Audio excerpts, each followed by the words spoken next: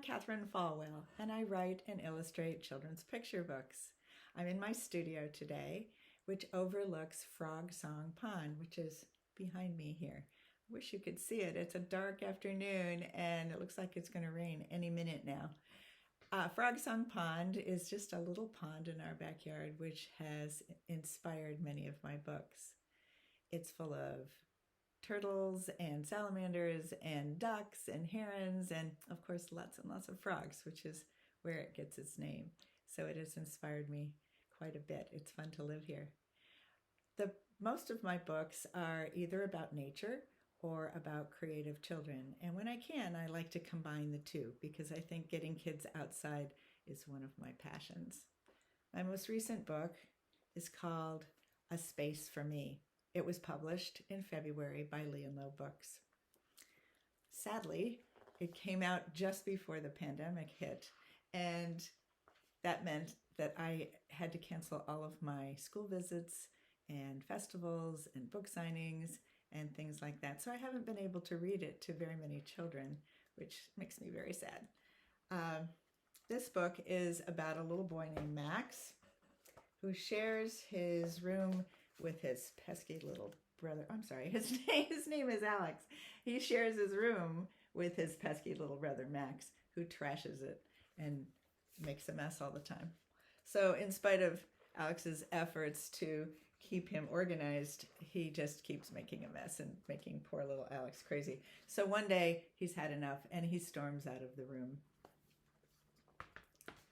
He goes into the backyard and finds things to make a space just for himself in the backyard. That's all his own.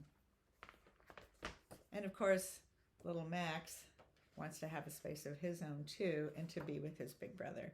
So together they work it out and they go through some process, and they each have a space that they can be by themselves there,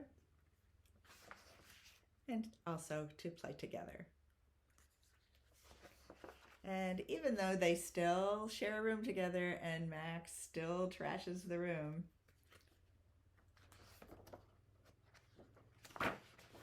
they find ways to also be together and to share the space. When I made this book, I had no idea it would be so timely, that now that we're all kind of cramped together in one space, it would be really nice to find some space for ourselves sometime. When I make my books, I work in cut paper collage. I cut out little pieces of paper and I glue them together. So I thought I would show you the process of how I make a book today. One of the questions that I get asked quite frequently is, do you use a computer to make your books? And actually, the only thing I use the computer for is word processing, to write the manuscript, to write the text and change it up as I go. People also ask me, do you make the words first or the pictures first? And actually, I do it together. I'm a very visual thinker, so I need to draw and write at the same time. So the words and the pictures come to me together. So while I am working on the text of the book, I'm also making little sketches of the pages. When I do that, I just kind of make just little thumbnail sketches like that break down the 32 pages of the book. And then when I get them sketched out, I work on them again and work on the composition and change them up again. And then when I've kind of worked out how they're all going to go together and I keep working on the text, I make those drawings bigger and they look like that. Then I put all those together, I make copies of them, and I put them all together in a dummy that looks like this. And this is what I send to the publisher that shows them what my book will, little sketches of what the book will look like. And that goes with the manuscript and with a piece of finished art. Now, if I'm sending to an editor that I know and that I've worked with before who knows my work, I often just send the manuscript and a sample piece of art and maybe a couple of sketches because they know what my work is like. Some editors like to see work sent electronically, and so I scan the drawings and send them that way for them to have a look. Now then, when the editor says yes and the art director says yes, which is always a process, I'm ready to do the artwork. And to do that, I take these drawings that I've done of the pages and I put a piece of tissue paper over the top. Thought I had one here. And trace over, tissue paper go, and take that tissue paper and trace over the drawing. There we go. That's so good.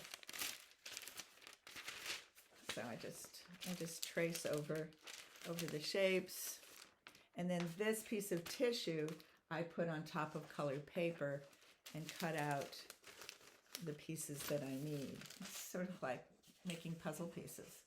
So there's the little shirt from the boy.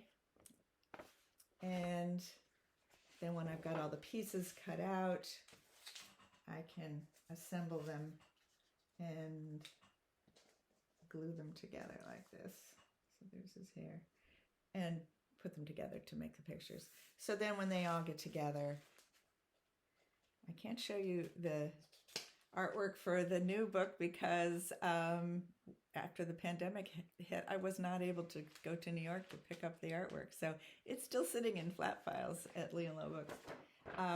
This is a book I did a long time ago called Feast for 10, but you can see the little pieces of paper that are all glued together to make the artwork.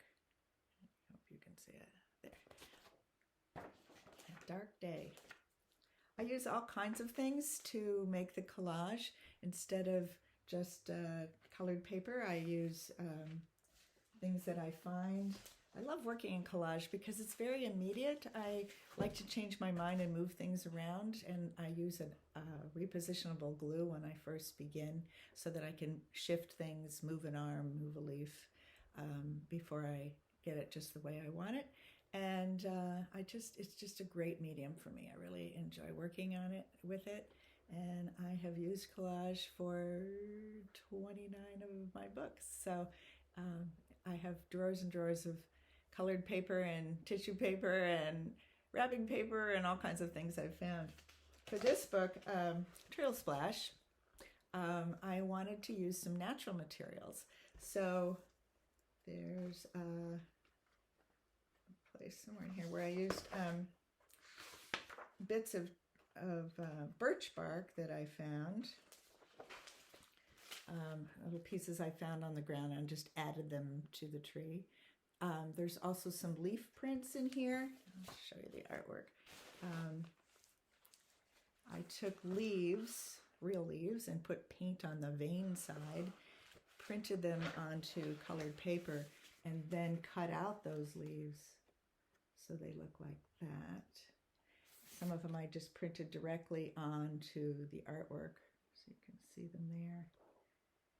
And then for another book called Scoot,